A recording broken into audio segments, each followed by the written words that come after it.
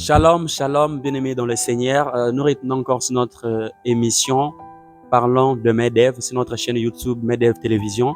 Alors aujourd'hui, on va encore y revenir pour enrichir notre idée sur la vision de MEDEV. Alors aujourd'hui, nous sommes aussi seulement avec la même personne, l'évangéliste Didier. Alors évangéliste Didier, bonjour. Bonjour Berger, vous allez bien? Ouais, on est très bien. Alors, on va encore retourner pour parler au monde, d'expliquer la vision de l'Église. Il y a une question qui me revient et que vous nous parler comment est-ce que MEDEV va commencer. Voilà, donc on va d'abord de la vision de l'Église en bref. En tout cas, merci beaucoup Berger pour la question. Je sais très bien que, comme la Bible dit, tout ce que Dieu a connu d'avance, il les a prédestinés. Et ce qu'il a prédestiné, il les a appelés. Et voilà, il les a justifiés. C'est comme ça que nous ne sommes pas tombés du ciel comme ça, mais nous avons une vision qui est dirigée présentement là par le représentant légal, le pasteur Israël Kassoumokionis. Et voilà, Dieu lui a donné une vision de lumière. C'est-à-dire, Dieu lui a dit, il nous a fait sortir des ténèbres à la lumière. Il a vu que le monde était dans les ténèbres, alors Dieu lui a dit qu'il va te donner une vision de la lumière. C'est-à-dire, là où il y a la lumière, toutes choses sont éclairées. Donc, c'est comme ça que Dieu a donné la vision à notre Père Israël. Ok, j'espère très bien que l'émission passée, on avait parlé sur la lumière dans les lampes. Alors, est-ce que vous pouvez encore une fois nous expliquer les trois types de lampes que la vision qui est déjà venue dans notre papa? Alors, comment est-ce que les gens peuvent aussi comprendre en marchant toujours sur la vision de l'Église? En tout cas, merci Berger. Comme on avait prédit déjà, quand Dieu a appelé notre Père Israël, il lui a donné la vision de la lampe. Et en préambule, Dieu a montré à notre Père trois types de visions ou trois types de personnes ou trois types de lampes. Cela veut dire, la première des choses, Dieu a montré à notre Père la vision de la bougie ou la lumière de la bougie. Et Dieu a dit que la lumière de la bougie, c'est une lumière qui a une durée déterminée. Ça a une limite. Alors par après, il a dit la bougie aussi, on peut la mettre au-dessus et plutôt au-dessus de la table. Ça va éclairer les hommes, mais par après, quand le vent va souffler, la bougie va s'éteindre. Et le ténèbre va environner tout le monde qui était dans cette maison. Deuxièmement, il a montré la lumière de la torche. Dieu a dit, vous n'allez pas prendre la torche. Pourquoi? Parce que celui qui a la torche, c'est celui qui est dans la lumière. Les autres qui suivent derrière seront dans les ténèbres. Et vous allez comprendre avec la bougie, quand même le vent souffle, la bougie va s'éteindre et elle va se dissoudre. Et aussi la torche, c'est une lumière qui éclaire justement, c'est superficiel. Celui qui a la torche, c'est celui qui est éclairé. Et les autres suivront maintenant dans le ténèbre. Et il a dit, en troisième position, il a donné la lumière de la lampe. C'est là que Dieu a dit, la lumière de la lampe, c'est cette vision que moi je vous donne, qu'il a donnée à notre Père Israël. Il lui a dit que la lampe, on la place au-dessus d'une table, au-dessus d'un chandelier, et la lampe va éclairer tout le monde. La lampe a une durée indéterminée, ça n'a pas de limite. Or, la torche, c'est une vision dirigée par un homme, mais la lampe, ça va éclairer tout le monde et la maison va éclairer. Voilà pourquoi, quand on met la lampe sur le chandelier, ça éclaire la maison. La lampe a aussi de l'huile, ça ne peut pas s'éteindre facilement, même si les vents peuvent souffler. La lampe est très bien protégée et la lampe ne peut pas s'éteindre. C'est-à-dire, ce sont ces trois types de visions que Dieu a données. Parmi ces trois types, la vision, c'est la lampe qui éclaire tout le monde. C'est comme ça que je vais dire. Merci. Ok, merci beaucoup, frère Didier. J'espère très bien que même la vision de l'Église, c'est déjà une prédication, vous voyez. Donc, ça édifie vraiment le peuple de Dieu. Alors, on va encore une fois y retourner de demander à ce qui concerne l'objectif, la mission principale de MEDEV. Parce que la vision est toujours suivie par une mission précise ou soit l'objectif clair. Alors, est-ce que vous pouvez encore une fois nous parler de l'objectif de MEDEV? Merci beaucoup Berger pour cette question. Je vais dire que dans chaque chose, il y a toujours la mission et l'objectif. Alors, la quintessence de notre mission ou de notre vision, c'est de faire, Dieu avait dit à notre papa Israël, de faire connaître, de faire savoir à tout le monde entier un Dieu, ou de présenter à tout le monde entier un Dieu vivant, un Dieu grand et un Dieu saint. Quand on le présente, on va le présenter au moyen de trois éléments. Le premier élément, c'est au moyen de la parole véritable de Jésus-Christ, Le deuxième élément, c'est par les signes et le miracle. C'est-à-dire que Dieu avait dit à notre Père Israël qu'il fera de grandes choses avec lui à travers cette vision. Alors Dieu va confirmer le miracle, la parole que nous allons prêcher par le miracle. Le troisième élément, c'est au moyen de la sainteté ou de la sanctification. C'est-à-dire la sanctification qui a deux volets.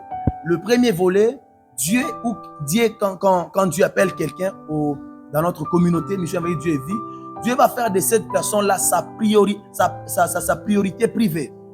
Dieu va faire de cette personne son instrument, son outil.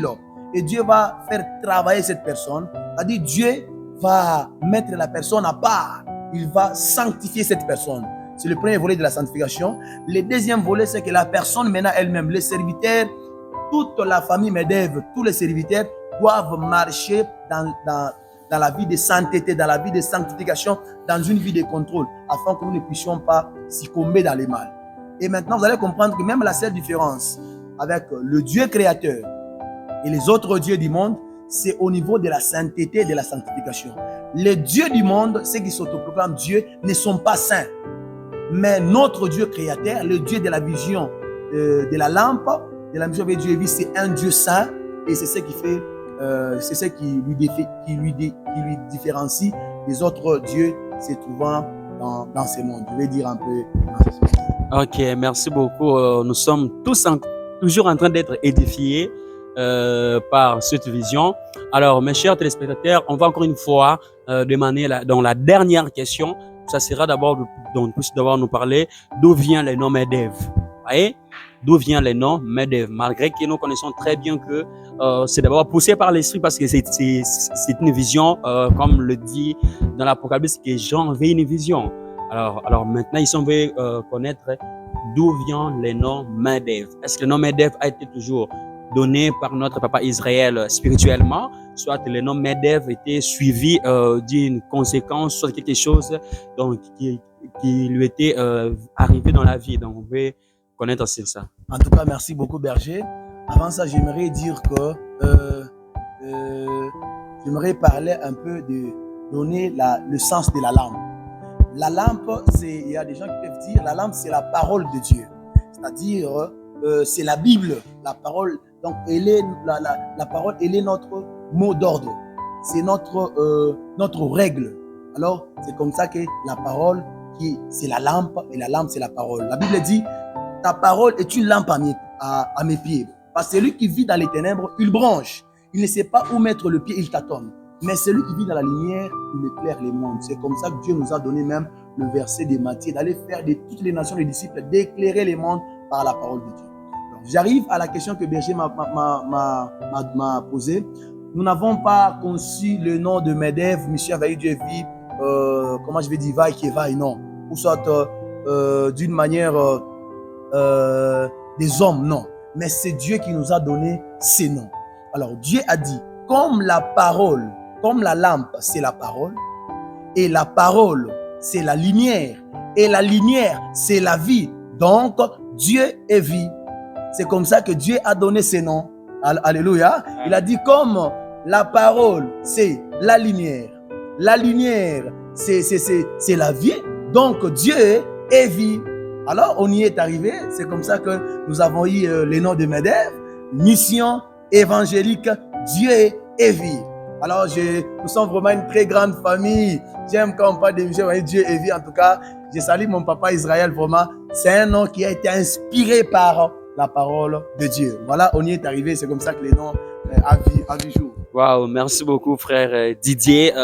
Vraiment, dès que je suis en train de le dire à chaque étape, que nous sommes toujours été édifiés.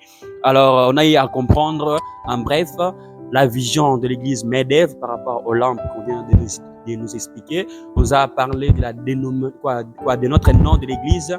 On nous a aussi expliqué d'abord d'où vient le nom MEDEV. Alors, en bref, nous avons tous compris que Dieu est vie, c'est-à-dire, comme Dieu est la parole c'est la vie. La parole qui avait créé même dès au commencement. C'est pour cela que nous avons notre soubassement de MEDEV. Alors, tant que des chrétiens, comme Dieu avait dit à ses disciples, Jésus avait dit à ses disciples d'aller annoncer la bonne nouvelle, donc d'aller propager la parole de Dieu partout dans le monde. C'est ça même ce que nous sommes en train de faire, de s'aimer la vie qui est notre MEDEV. Alors, sur ces points, nous allons terminer. Nous vous disons déjà merci. Oui, il faut aussi saluer. Il faut saluer. Ce n'est pas aussi sans péché. Il faut saluer. En tout cas, je salue ma grande famille MEDEV, vraiment. La grande famille à Lubumbashi, de partout, vous allez suivre cette vidéo. Je vous salue, je vous aime bien. Mon père Israël, le représentant légal. Israël Kassongo Pionis, en tout cas, papa, nous vous aimons énormément et nous saluons tous les pasteurs collaborateurs de notre père. Toute la famille MEDEV à Lubumbashi, nous vous saluons de partout. Recevez vraiment nos salutations dans le nom de Jésus. Wow. Amen, amen. On a eu à saluer, moi aussi, je ne peux pas passer. Donc, moi aussi, je ne vais pas y retourner. Dire merci aussi à notre famille MEDEV de Lubumbashi. Et c'est là des sièges pour le grand travail qu'ils sont en train de faire. On est tous ensemble. Petit à petit, nous allons y arriver. Et nous allons encore arriver là-bas au MEDEV de Lubumbashi. Que Dieu vous bénisse.